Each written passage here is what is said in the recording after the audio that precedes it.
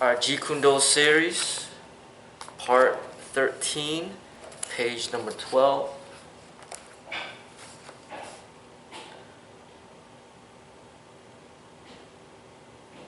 Jeet Kune avoids the superficial, penetrates the complex, goes to the heart of the problem, and pinpoints the key factors.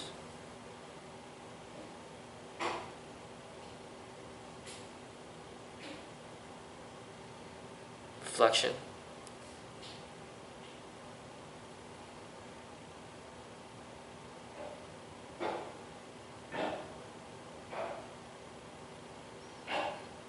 Jeet Kune does not beat around the bush. It does not take winding detours. It follows a straight line to the objective. Simplicity is the shortest distance between 2 points.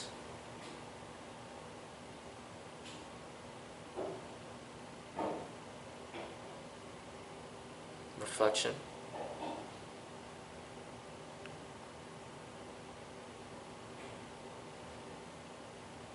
The art of Jeet Kune is simply to simplify.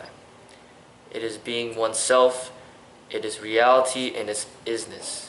Thus, isness is the meaning, having freedom in its primary sense, not limited by attachments, confinements, partialization, complexities.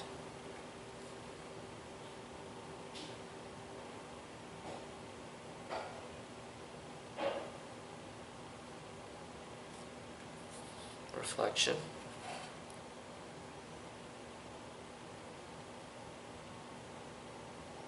Jeet Kune is the enlightenment. It is a way of life, a movement toward willpower and control, though it ought to be enlightened by intuition.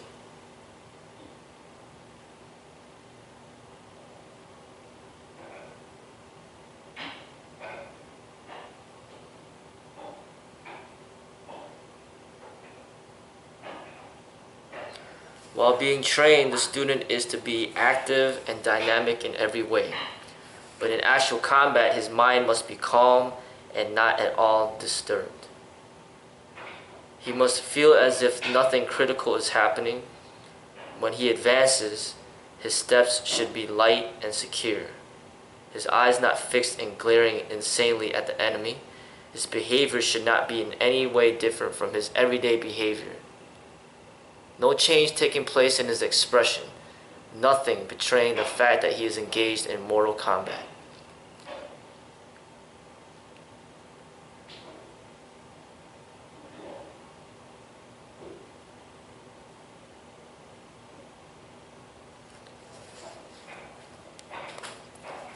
Like that statement, being trained while training, like when we're exercising, we're stretching, we're doing drills, we're being active and dynamic in every way. You're going to be making facial expressions, you might be grimacing, you're going to be trying really, really hard to better your fitness. But in actual combat, it's going to be different. He says your mind must be calm and not disturbed. So when you're in actual combat, you're going to approach it with calmness. So he says you must not feel nothing critical is happening. So you approach the situation like an everyday situation. You're at calm, you're at peace, you're at somebody who is like truly experienced. Now, when I was in law enforcement, they always say, hey, everybody's running away from danger and the officer is the one who's going towards it. Same thing with the firefighter. Everybody's running out of the home that's on fire, but the firefighter is going towards it. So when you're trained and you're truly a warrior, you're going to go into situations of danger with calm and with peace. If the person is not calm, he's not in peace, and he's full of fear, then that's not a true person, a master of what he does. So if you're in combat, And even if it's a life-threatening situation, if you could approach that situation with calmness, and you're not in fear, you're not angry, your mind is calm and undisturbed, then that's what he's indicating. When he advances, his steps should be light and secure, his eyes not fixed and glaring insanely at the enemy.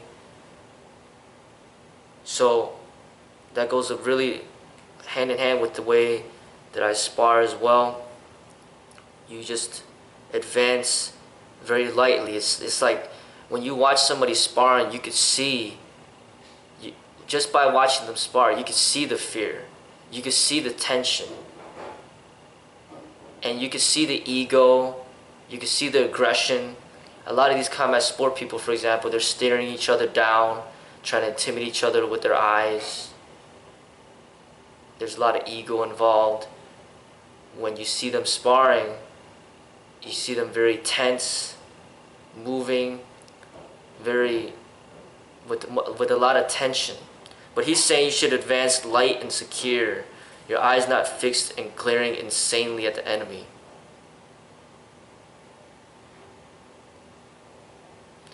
His behavior should not be in any way different from his everyday behavior.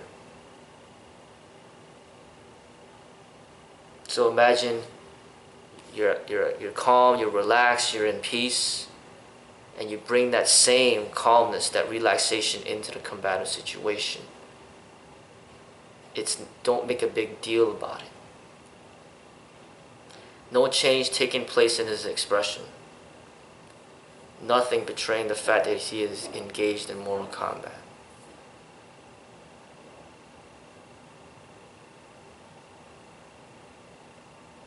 If you watch Bruce Lee's movies and you watch him in the fight scenes, he will demonstrate what he's talking about right there. The tools, your natural weapons, have a double purpose: to destroy the opponent in front of you, annihilation of things that stand in the way of peace, justice, and humanity. To destroy your own impulses caused by the instincts of self-preservation, to destroy anything bothering your mind, not to hurt anyone, but to overcome your own greed, anger, and folly. Jeet Kune is directed toward oneself.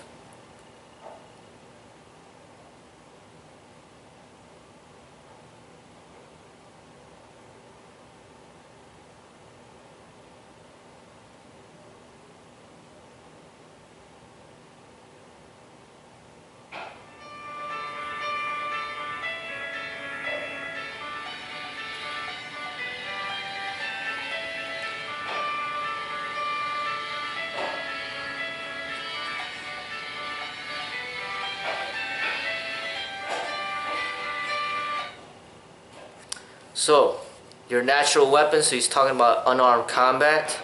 He's talking about your own body. Okay, so double purpose: to destroy the opponent in front of you, annihilation of things that stand in the way of peace, justice, and humanity. So he's basically saying, you can use your body to defend yourself, when necessary. But also, it's not just to use to defend yourself, but also in a way to destroy your ego. He says destroy your own impulses caused by the instincts of self-preservation.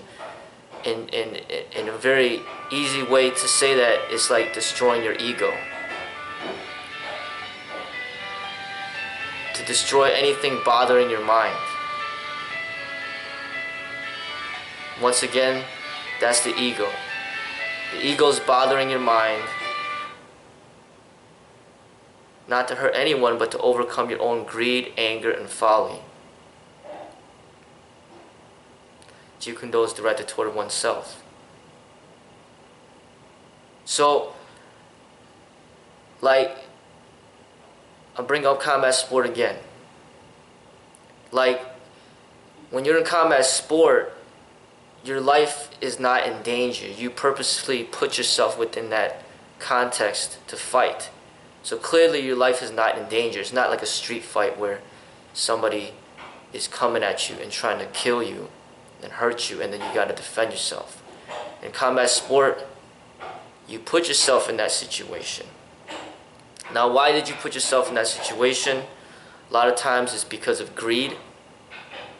You know, you want more money, you want more attention, you're greedy for fame, greedy for money.